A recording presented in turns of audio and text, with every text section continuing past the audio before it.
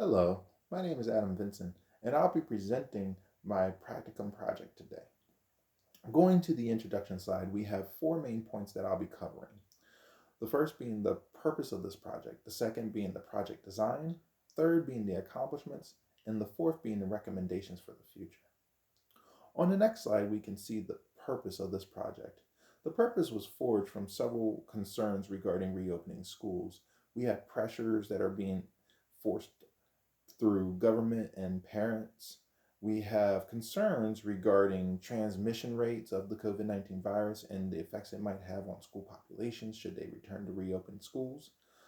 The actual current education that students are receiving in a distance format, and the social concerns regarding the students and their inability to meet with their peers on a daily basis as they used to do. From there, our purpose became clear that we wanted to design and create an evidence based literature review for the purpose of constructing and informing a pathway to reopening schools. This review would be presented to parents and school officials and aid in the creation of their reopening. Essentially, we wanted to create a product that would allow for a more informed decision with regarding the reopening school process. On the next slide, we have the design. We had very simple objectives regarding this project. The first was to gather 10 sources for the literature review. The reason why we chose 10 is because we wanted to create a report that was very readable and not too cumbersome for general people to read. We didn't want to really go overboard in that aspect. We wanted to conduct interviews with school personnel to verify exactly what measures are currently being implemented in schools for schools that have returned to in classroom learning, and whether or not they felt that safety was a concern, as well as to get insight to the actual applicability and enforceability of these measures. Lastly, we wanted to design a readable literature review for processing the information and presenting the findings.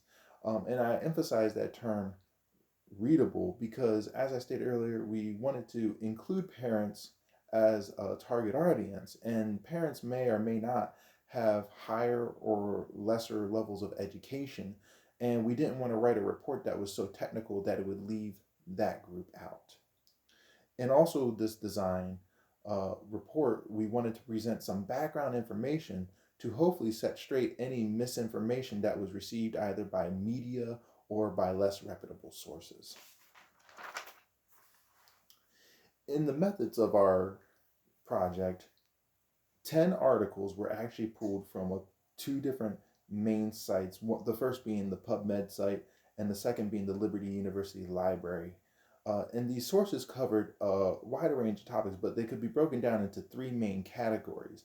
The first being COVID-19 transmission rates among school population, mainly the school students, the education performance of students in a distance format, and this included both virtual format as well as non-virtual format. So students that were using a computer to continue their education versus students that were not using a computer with like internet access to continue their education while schools were closed. We the next step was, and also the articles covered other aspects as well, such as social development, um, as well as emotional factors as well. We wanted to hold interviews to get insight regarding the current measures being implemented in schools, and then we needed to write a literature review combining and compiling all the information to present the possible pathways that could be taken. Continuing to the next slide, we have the results. We were able to very easily identify 10 sources for the literature review. We actually got two interviews. The first being with a elementary school teacher, and the second one being with an auxiliary personnel, an American Sign Language interpreter for high school students, which was actually very good for the project because now we were able to present information from not just a very young perspective of young students, but also from high school students who are typically more independent than elementary school students. Then we wrote the review, which ended up being a 13-page review, and we were able to present several different pathways which schools could use to reopen. And a major part of that review was the discussion section, which we were able to present our findings, the achievements, and the limitations of the project. Going to the next slide, we have the accomplishments.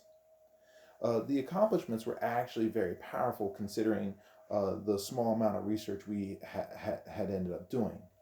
We were able to construct a well-rounded literature review and were able to develop several different actual pathways for reopening.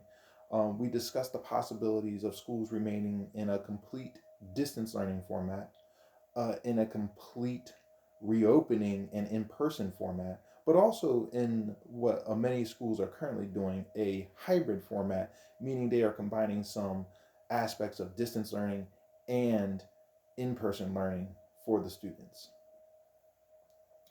There were We were able to present info that covered a range of considerations that were not just educational in the performance that the students were able to have, but also non-educational, such as economic impacts, regional impacts, such as like where the children live and such.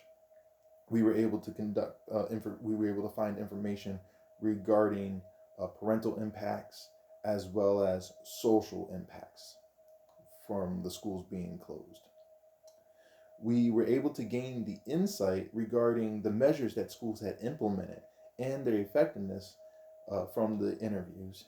And lastly, we were able to provide an evaluation of different modes of school reopening. For example, some schools, a certain student population, such as the special education population or a population that's on individual education plans, uh, decided on them returning to school in a full-time status, while majority of the population, of the general student population, remain in a hybrid status.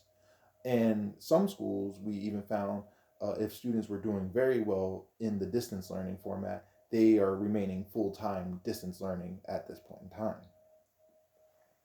On our next slide, we have the recommendations for future information. Throughout this project, it was actually very difficult regarding the speed of which information was coming out regarding the COVID-19 virus, the treatment, the effects it was having on students and such. We found from the beginning of the project to now, we went from having no approved vaccine at all to having 3 emergency use approved vaccines by the FDA. We also are having further information developed regarding the effectiveness and the lasting protection of these vaccines. And some information is suggesting that the vaccines should protect us for 6 to 9 months. Some companies are already saying that they're going to need to have boosters later on down the line. And there's also now growing concern regarding some of the variants of COVID-19 that are popping up and whether or not the current vaccines will protect against those. And moving forward with the updated in COVID-19 variants, we don't know how they will affect people and whether or not they will affect the school age population differently than the mainstream that has been around. We also were looking at the different social effects that people will have on the public if closures should remain in continuance or restrictions be continued. And lastly, um, probably one of the more important areas that is going to need more information will be the rates of transmission as restrictions are lifting.